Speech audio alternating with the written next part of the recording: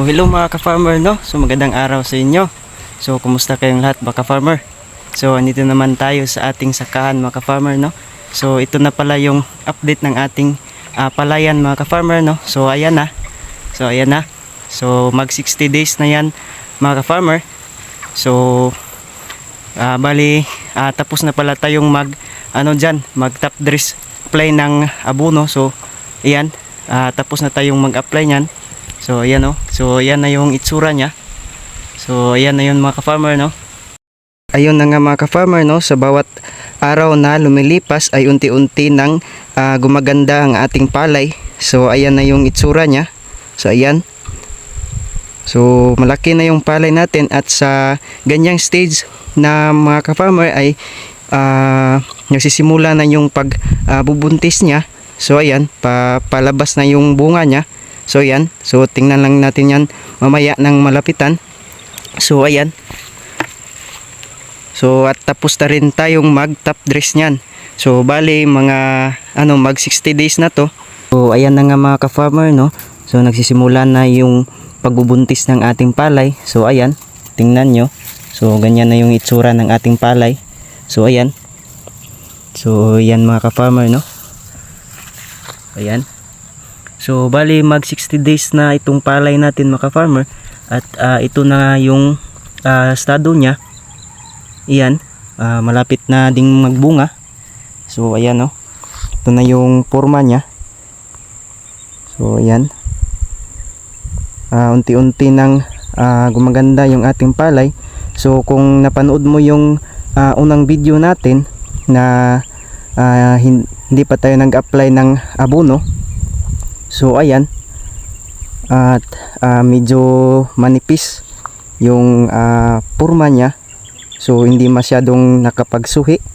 So ayan, so may nag-comment din na medyo manipis daw. So ayun na nga, medyo manipis nga. So at nagawan naman natin ng paraan. At unti-unti na ding gumaganda. So ayan, oh, tingnan nyo.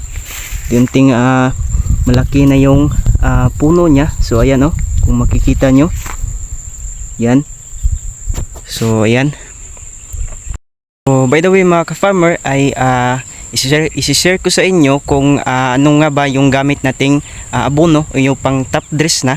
So ayan. So ang gamit pala nating na abono ay mga nasa 20 to 25 kilos yun, na hinahati lang natin yung isang sako ng urea.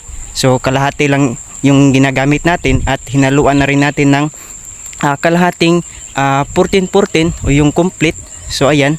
So kumbaga hinahalo natin yung kalahati ng sako ng 14-14 at saka yung kalahating sako din ng urea o yung 4600. So yun yung gamit natin. So hindi tayo gumagamit ng madaming abono. So medyo patikim lang ng ating palay para hindi masyadong maging berde yung kulay ng ating dahon ng ating palay. At para na din hindi masyadong lapitin ng insekto, lalo na yung yung stem borer. So ayan. So kung mapapansin nyo, medyo hindi masyadong kulay green or yung dark green yung kulay ng ating palay. Yun na nga mga ka-farmer, no. So pag apply natin ng abono ay 2 beses lang tayo nag-apply ng abono. So ayan. So ayan. So kung mapapansin nyo at makikita nyo dyan, ayan, tingnan nyo. So yan yung resulta ng ating palay na in-applyan lang. 2 beses tayo nag-apply. Yung una ay nag-apply tayo sa mga nasa 15 to 25 days nag-apply tayo. So ayan. At saka pangalawang beses ay nasa 45 to 50 days yun nag-apply tayo. Ay yung panghuli na nating apply ng abono. So ayun nga. So ganito yung itsura niya. So ayan, susunod naman na gagawin natin mga ka-farmer ay lilinisin natin yung bawat pilapil. At medyo mahaba nga yung mga damo dyan sa may pilapil. At saka yung estado ng ating palay ay medyo marami nga yung pilapil na dapat nating linisan kasi nga ay kumbaga parang naghagdan-hagdan yung ating palay. So ayan, yan. So hindi kasi malawakan or malaki yung bawat luwang ng ating sakahan. So ayan, hindi kasi level yung lupa kaya medyo maraming yung pilapil. So yan yung dapat nating linisin. Yun na nga mga ka-farmer, no. So simula pa nung after transplanting ay gumagawa na tayo ng video para ipakita sa inyo yung mga bawat estado ng ating palay. So ayan, so ito na nga mga ka-farmer. So ito na yung tsura ng ating palay ngayon.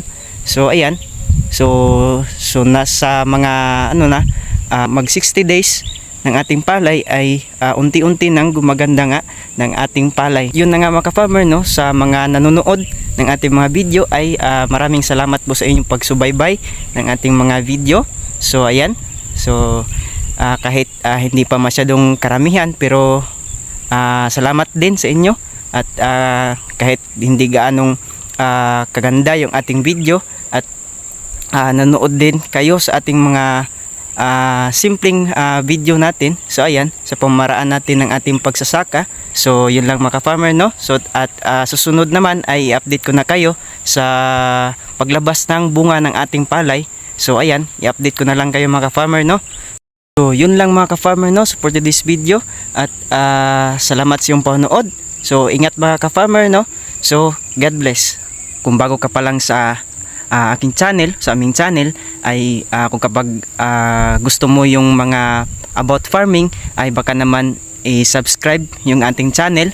So ayan, para mag-grow naman ating channel at makapag tuloy-tuloy tayo sa pag-upload ng bawat pamaraan natin or simpleng pamaraan ng ating pagsasaka. So yun lang mga ka-farmer, no.